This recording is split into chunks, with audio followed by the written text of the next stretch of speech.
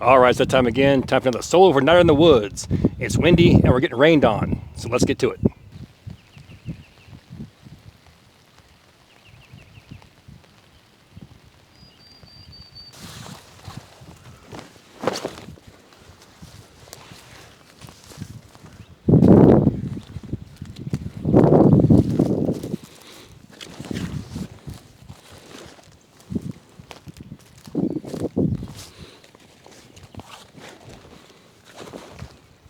All right, before we get too far down the trail, I'm gonna go ahead and announce this right now at the beginning of the video.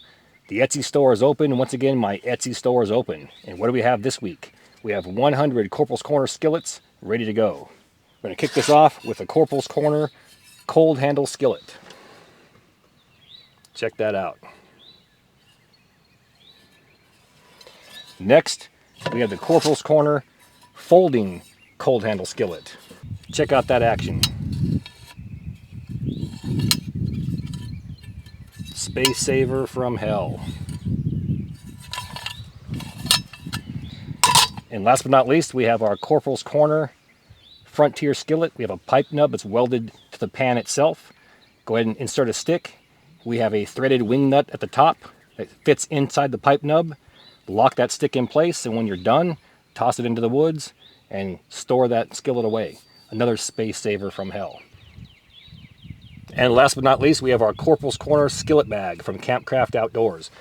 The Campcraft Outdoors link, as well as my Etsy store link, are both located in my video description box. Click on it and get her done. Once again, we have 100 dropping right now. Now the folder and the Corporals Corner cold handle skillet are going to be discontinued in about 2 or 3 weeks to make room for something else. So if you're interested in both of these skillets and you've been waiting to get one, my advice, grab them now. Once again, 2 or 3 weeks, they're going to be discontinued to make room for something else. Get them while you can.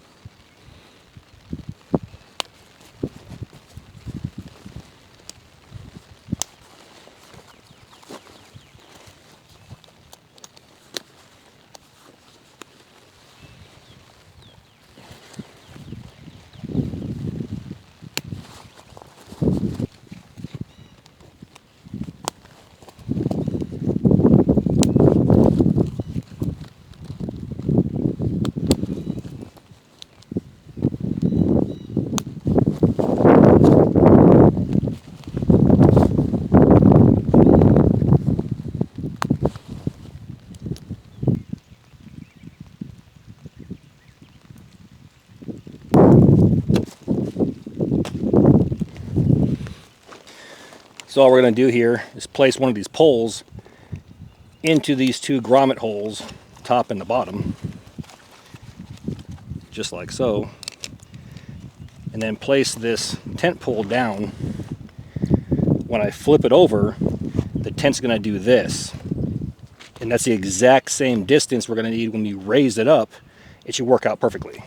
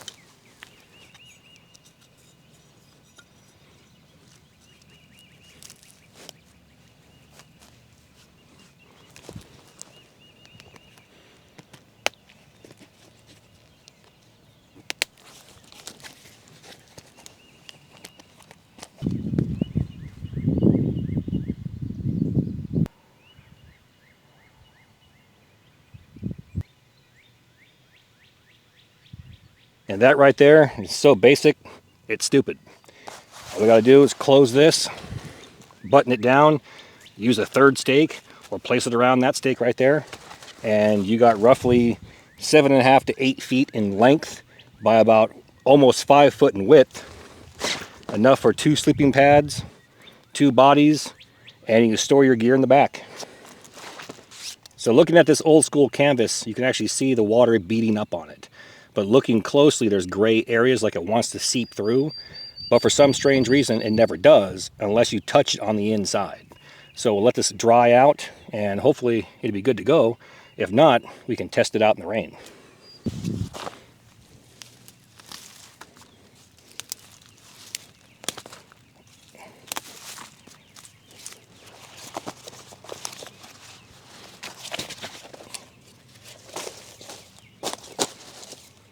And we have all this area over here. So you can get 2 full-size bodies in here.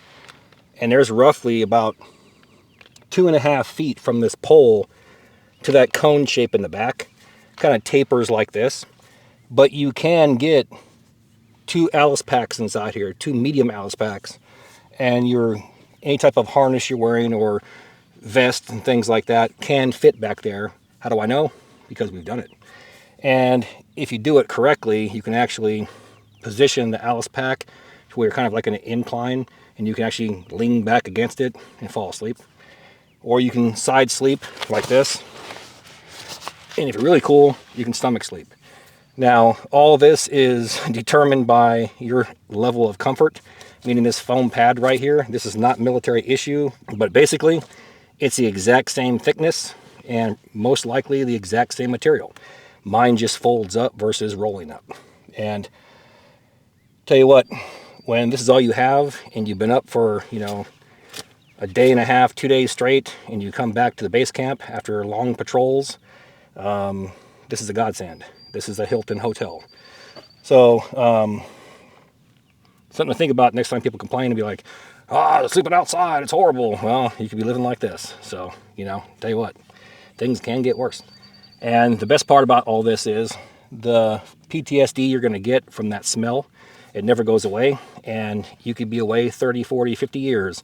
And the minute you get a whiff of that, you know exactly what it is. Flashback City. On that note, most likely we're not going to have a fire for this video. We're going to be sleeping inside here. We could cook on a stove, but we want to go old school as possible. And just like last week, we're going to go ahead and bust out an MRE. And if you haven't seen that video, check it out. We go in depth on the MRE date codes and also discuss what the packaging looks like so you can determine whether or not it is a current MRE or one from 10, 12, 15, 20, or even 30 years ago. So once again, if you haven't seen it, check it out.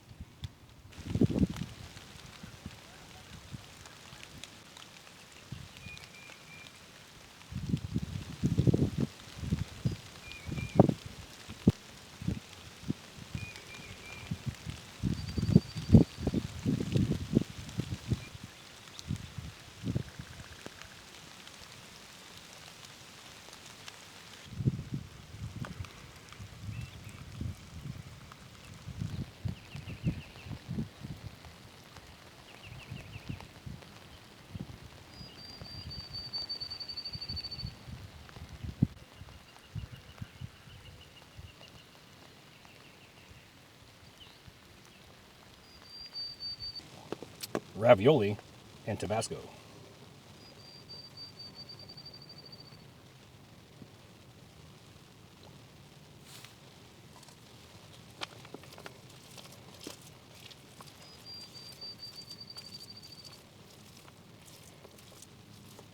What we're talking about right there. Check this out.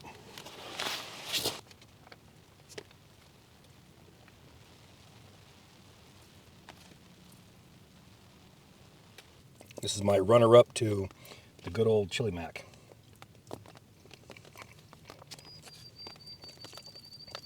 And yes, I'm eating with my left hand, but no, I'm right-handed.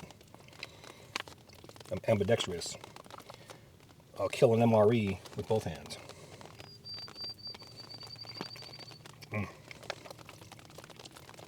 Oh yeah. The old breadsticks and cheese. It's a constipating good time right there.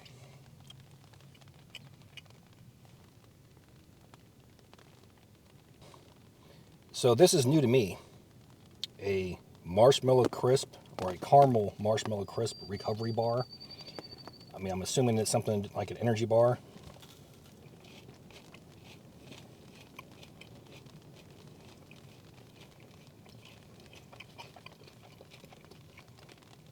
Tastes like a broke ass Rice Krispie treat.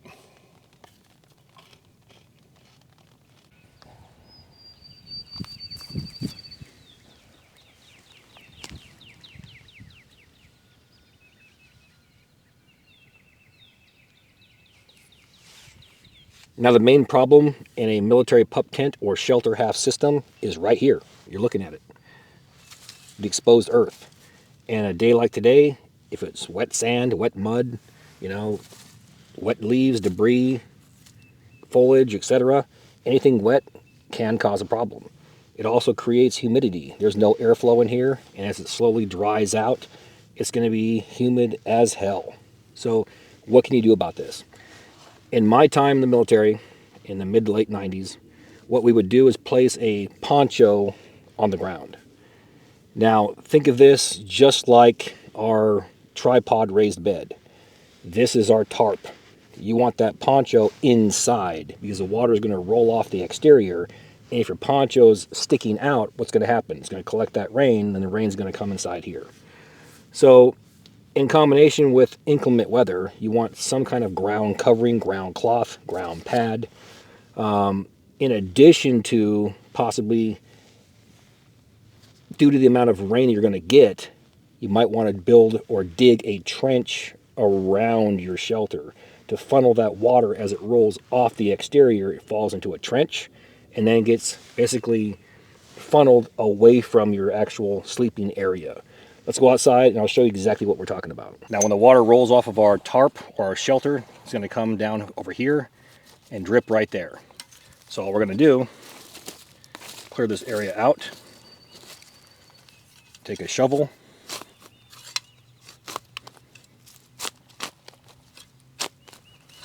dig that out, push back into it, and dig down. And then remove that earth.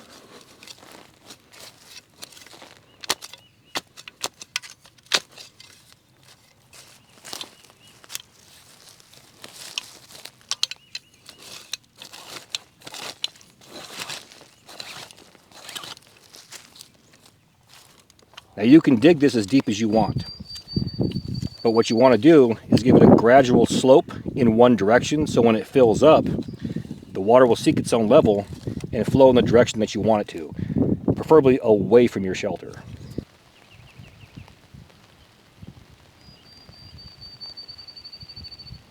And that light is bright. So inside here we're going to roll with our light sleeper. I've shown this several times. Just Google this, light sleeper. It is a poncho liner turned into a sleeping bag that attaches to your poncho to make a lightweight, ultralight sleeping system or sleeping bag for, you know, spring to late summer, early fall. I've used this several times and I love this thing. So check it out, light sleeper. I'll put this link in my video description box. He has different color camo as well, and that light is bright. Okay, so let's go ahead and talk about a couple of things here. This thing is proven. It's, you know, proven throughout the years and decades. I believe they had these things right after World War I, and they discontinued them in the mid-90s. I had them for 1 year, I believe, late 96, early 97, and then they did away with it. And you had your MSS sleep system, the multi-layered one, the green bag, black bag, Gore-Tex bag. So I showed that probably about 4 or 5 months ago, and that thing's held the test of time as well. I mean, going on, what, 28 years. So, you know, it is what it is. Pick your poison. Something like this, you're going to try to backpack. It's very heavy. That's why each military member, you know, Army, Marine Corps, whatever, service member, they carried one half, and their partner carried the other half, and two halves make a whole. Again, it is what it is. So I'm going to go ahead and end this video off. I got a lot of things to do. Tomorrow is the drop day for the video. So here's something real quick that people don't think about. And it's not a woe is me. It's just so you understand where my head is. It takes 60 hours a week to make 100 cold handle skillets.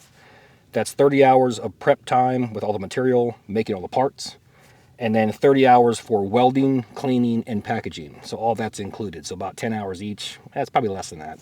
But we're looking at a total of 60 hours a week. So that's a full-time job with overtime. Then the rest of the time I got to come out here and film a video. Okay. So, you know, being 24 hours on site, trying to do an overnighter, we're looking at 90 hours a week. And that's what I go through every single week. Okay. So again, it's just so you understand where I'm coming from. So if you see YouTubers that, you know, they go out and just, I'm going to shoot a quick video and they, you know, 10 minutes, and that's 10 minutes. You know, they're not doing what I'm doing or what others are doing. So just, you know, to get an idea of what my work week looks like, it's 60 hours a week to make skillets. And then the rest of the time is out here doing this stuff. So I'm exhausted. And sometimes the week backs up, and here we are, Saturday evening right now. And I got, you know, 12 hours before that video has to get out. So it's insane. And then you figure 4 to 6 hours to edit. So, you know, tomorrow morning, 4 o'clock in the morning, I got to pack up, get out of here, get home, and then start editing and drop that thing at 10 o'clock in the morning. So that leads into the next point. Most people are telling me now, well, you're not in the feed. I haven't seen the video in the feed. I only see your videos when they're in my feed. Well, do me a favor.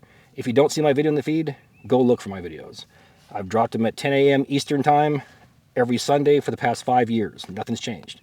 So if you're not seeing me, please go look for me. And, you know, that way YouTube understands that, get me back in the feed. So if you're not seeing videos, I didn't go anywhere. You're just missing videos.